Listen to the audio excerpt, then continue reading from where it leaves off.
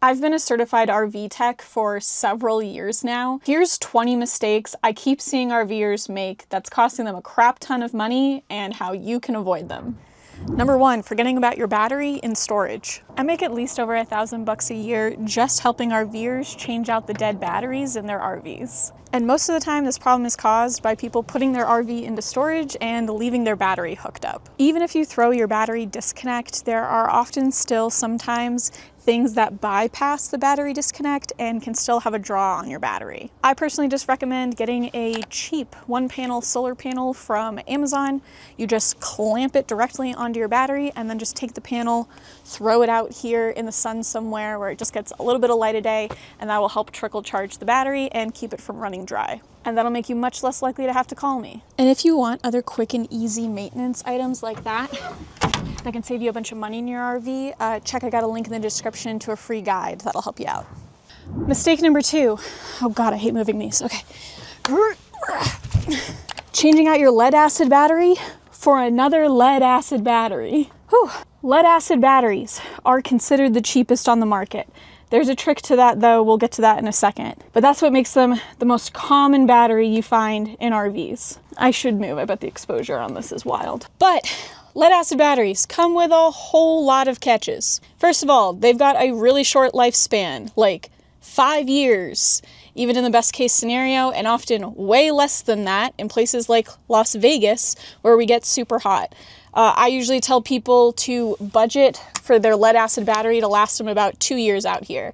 And if you get more than that, you're killing it. And these guys are super finicky about how much you discharge them. You are only supposed to discharge a lead acid battery down to 50%. So if this is a 100 amp hour battery, you can only use 50 of those 100 amp hours before you start damaging the battery. So you cannot drain these batteries down to 0. They'll basically be dead at that point. And you've got to do a crap ton of maintenance on these, including checking and topping off the liquid level on them, which I'm telling you is something nobody does. Lithium, on the other hand, used to be considered really expensive, because it was. But again, there's a hack to that. Give me a second. But lithium has a significantly longer lifespan than lead acid. The warranty on lithium batteries is usually closer to like 10 years, and they still keep working after those 10 years. That's just when the warranty runs out. And you can actually use all of the stated amp hours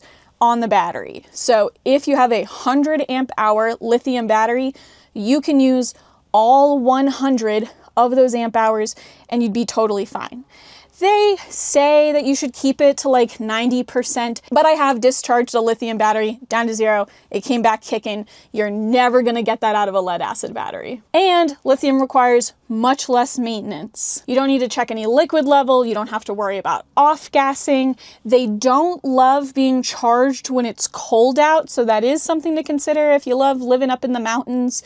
But other than that, a very low maintenance item in comparison to lead acid. Especially in places like here in Vegas, where it doesn't get very cold, you can really just put your lithium in, set it, forget it. Lithium used to be very expensive, but there are now, #not sponsored, some new players in the game that are bringing down the price of lithium so it is much more manageable. And once you factor in the fact that you would need to buy 2 lead acid batteries of the same size to get the same usable amp hours out of 1 lithium battery, it's actually cheaper both in the short term and in the long term to go with lithium. So I wouldn't go throw out your lead acid battery, but the next time it dies, I'd highly recommend at least checking out lithium. Mistake number 3, plugging into shore power without using an EMS. EMS stands for Electricity Management System. It's basically just a fancy surge protector for your RV. You plug into here, and then you plug this into the pedestal. A good one of these is usually gonna cost you between $100, $200.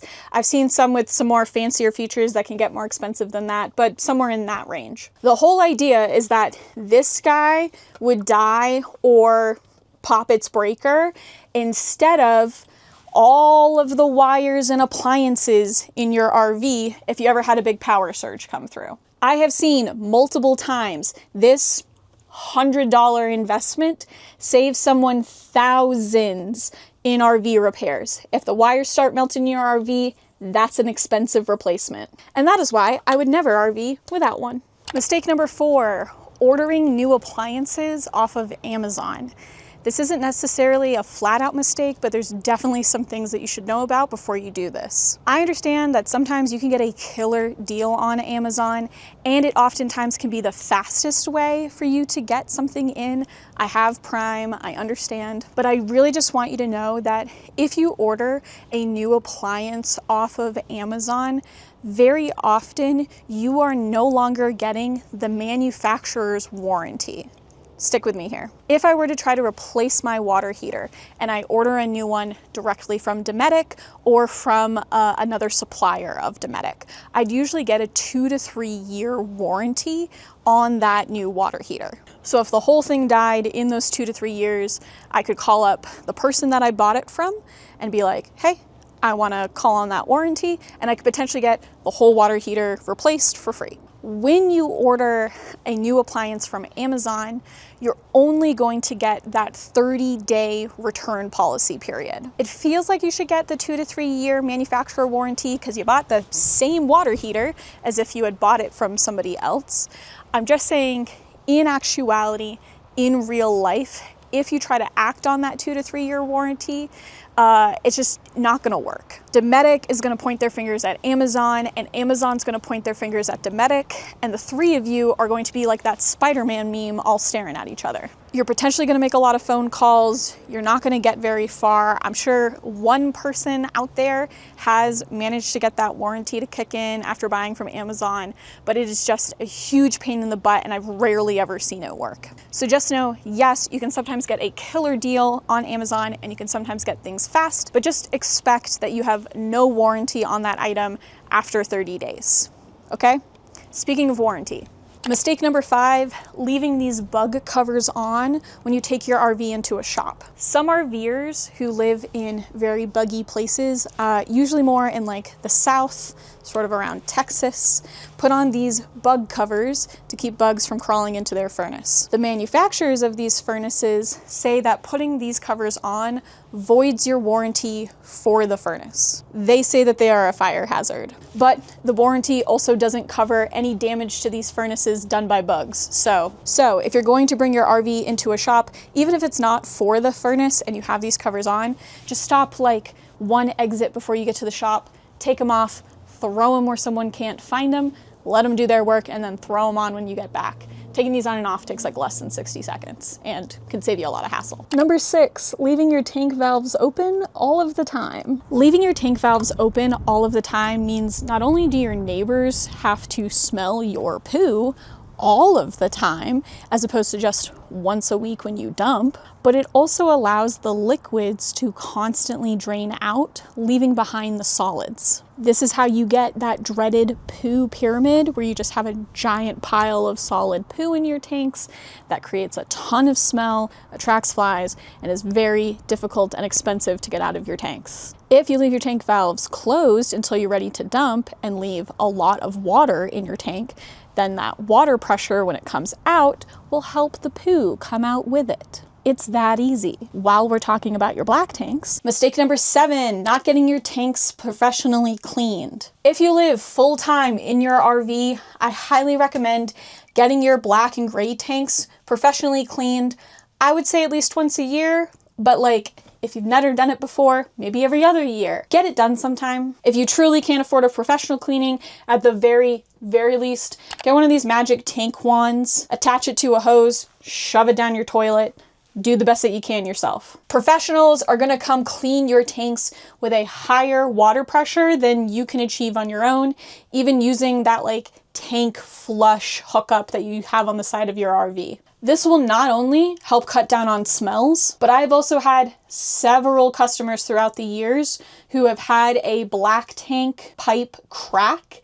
And let me tell you, it is so much easier, and by easier, I also mean less expensive, to fix that problem when your pipes are not encrusted with decades worth of black solids, we'll say, lining the walls of your pipes. Little bit of prevention can save you a huge price tag if you end up with a problem down the road. Mistake number 8, calling a tech for your furnace when it is working just fine. I've gotten this call more than once. On startup, your furnace is going to turn on the fan first before it kicks in the propane to heat the air that it's moving. So, fan's gonna kick on and run for roughly 30 seconds before the propane kicks on to heat the air. So you're gonna get 30 seconds of unheated air before that air gets hot. It's a safety thing, it's how the furnace was designed. Similarly, on shutdown,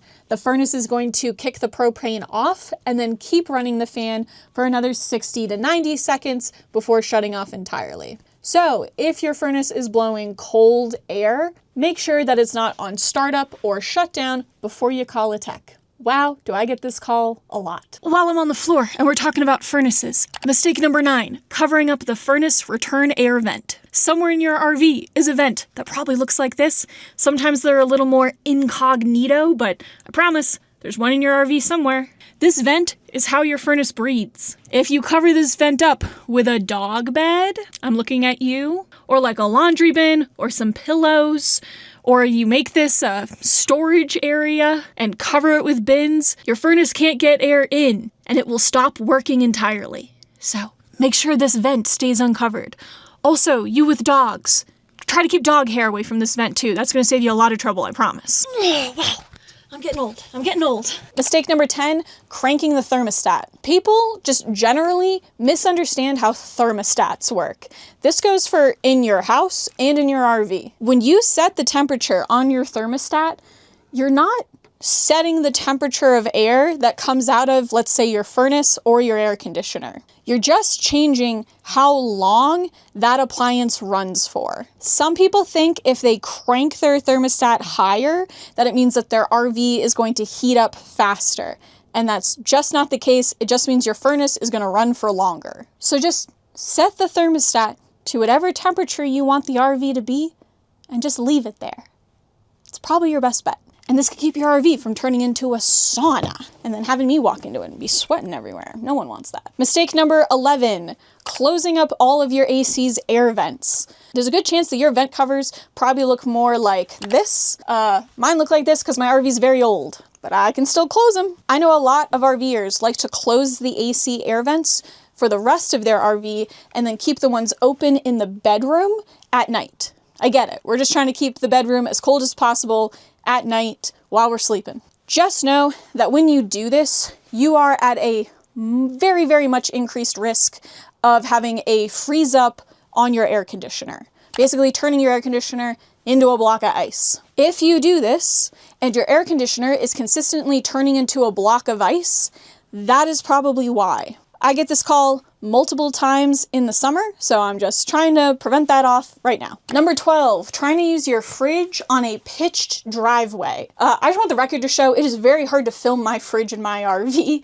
That's why you always get weird shots like this. But if you were to look at the back of your absorption style fridge, it would look something like this. You're gonna see that there's a bunch of zigzagging pipes going down the back of your fridge. The refrigerant inside of those pipes moves through this section of the fridge via gravity. So if your fridge is wildly out of level, that is going to affect how your fridge cools. Let's say you've driven your RV up onto your pitched driveway to get ready for your weekend getaway. If you turn on the fridge and it's not cooling properly, there's a very good chance that that is the reason why. So just go pull that RV out onto the street where it's more level, hopefully, and see if that solves your problem. 13, overstuffing your fridge. I see a lot of fridge mistakes, people. This will not be the last one on this list. Absorption style fridges really rely on airflow both through the back and inside of the fridge in order to cool properly. This is very different from like a residential style fridge you might be used to in a house. If your fridge isn't cooling properly and it is packed to the gills with food, that very likely might be your problem. I know they're too small. I know we're all doing our best. I'm just letting you know, don't shoot the messenger. Go take a big meal's worth of food out of there and see if it helps. 14, using your fridge when it is too hot outside. Here's the secret that they don't tell you at the dealership when you buy your RV. These fridges are really reliant on the outside air temperature in order to get down to temperature. Again, very different from how a household fridge works. These guys were designed to ideally work when it is 75 degrees outside. That means that it is sucking in 75-degree air in through this vent and up along the back of the fridge. That's how it starts its whole cooling process. The max air temperature that these fridges were designed to work in is 85 degrees. I know, that feels really low. So if your fridge worked perfectly fine yesterday when it was 80 degrees outside, but now we're going through a heat wave and it's 95, and now like your butter's starting to melt and you can't quite make ice anymore, there's a pretty good chance that you are just outside of the design parameters for the fridge. I know it sucks. This is, again, a don't shoot the messenger moment. I'm just trying to save you money. It's not worth the call a lot of the time. Mistake number 15, trying to replace a huge fridge. I know mine's not that big. Just pretend that this is a big fridge. When RVs are put together, they put the appliances into the RV first, and then they build the walls around the appliances.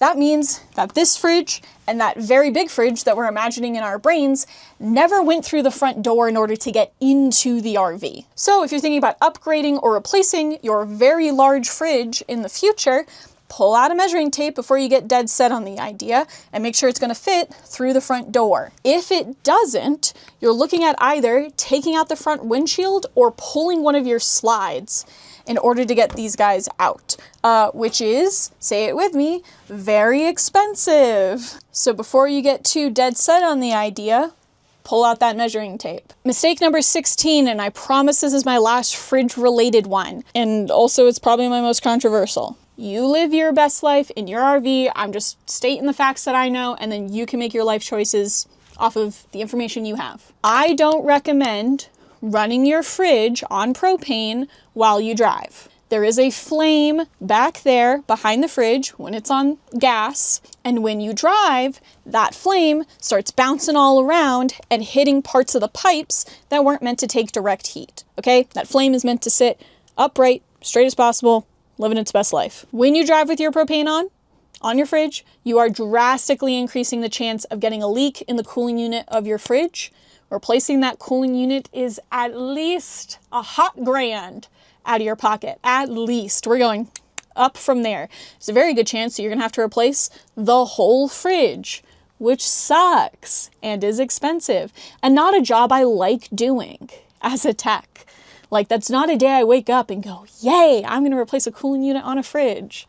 I dread those days. Most of the time, if you have the fridge at temp, just turn it off before you drive, keep the doors closed, treat it like a cooler while you're driving, and then just turn it back on first thing when you get wherever you're going. That usually is enough for most people. But hey, that's just my take on it. You have the same information I do now. You go live your life the way you want to live it. I'm going to sleep fine in my bed tonight. Mistake number 17, not exercising your generator. The number one reason behind generator problems, I don't care if it's sounds terrible, won't start, starts but won't run, runs but runs terribly, any of that, number one culprit, bad gas. This is because gas goes bad in smaller amounts faster than in larger amounts. So it goes bad in all of the tiny nooks and crannies inside of your generator faster than it goes bad in your gas tank. And we often let these generators sit unused for months and months and months at a time. There are several workarounds for this. The easiest one that I've found, just run your generator at least once a month. It'll push the bad gas out before it can completely gunk up. It pushes some new gas in from the gas tank, helps you solve that problem, okay? Once a month, 15 to 30 minutes should get you there. Mistake number 17, using PEX crimp rings on flexible tubing. If you've been hanging around the channel for a while, you've heard me talk about this a handful of times, but I keep seeing it, so I'm going to keep talking about it. This is a PEX crimp ring. It's the most common way that we make connections and turns with the plumbing in your RV. These crimp rings were meant to be used on solid tubing, not flexible hose. I see people, and sometimes even manufacturers, trying to use PEX crimps on flexible hose. I'm telling you right now, it doesn't work. It doesn't work. Don't do it. It never gets a watertight seal. You're going to end up having to call the tech back to fix the problem, and maybe some water damage that you've caused along the way. So, to avoid leaks, never use PEX crimp rings on flexible tubing. If you want to use a flexible hose somewhere in your plumbing, use pre-made lines. Something like this. See, that's not a PEX crimp ring. This was something made at a factory that you could never do. This is a hose you can use. Don't use flex crimp rings on flexible tubing. Mistake number 18? 18? Oop, let me check. 19. Falling for the Dometic anode rod scam. Ooh. An anode rod is a sacrificial rod that we put inside suburban water tanks, not Dometic. You'll know you have a suburban water tank if it looks silver when you open it up. We know mine's a Dometic because it looks black. Only suburban water heaters need an anode rod. Suburban water heaters have steel tanks. Dometic water heaters have aluminum tanks, okay? But there are some unscrupulous companies out there that sell anode rods that will fit where this plug is on a Dometic water heater. Putting an anode rod in a Dometic water heater will actually jumpstart corrosion instead of preventing it. So you're not only wasting money, but you're also creating problems instead of solving them. Don't fall for the scam. It's not an upgrade. Don't put an anode rod in a Dometic water heater. And then finally, mistake number 20, water heater conversion kits. I'm nervous to even talk about these because I don't want to spread awareness for them, but I do want to talk about not using them. If you have a gas-only water heater, there are some companies out there that sell conversion kits so you can convert your water heater to electric. I do not recommend anyone uses these kits, but I especially don't recommend people with suburban water heaters use these kits. This is because those kits usually have you removing the anode rod and putting this new electric heating element in the hole where the anode rod used to be. This means that you have removed the corrosion protection from your water heater, and you've drastically increased the chance of rusting a hole through the side of your water tank. In my opinion, not worth the risk. Don't recommend that you try one of these kits. Oh, and mistake number 21, freebie, not follow an RV repairwoman, because I'm out here telling you the RV secrets that most techs don't want you to know. But most of the tips that I gave today were things to not do in your RV. If you're looking for some proactive things that you can do to save you money in your RV, check out this video. And in the meantime, this has been RV Repairwoman. You got this.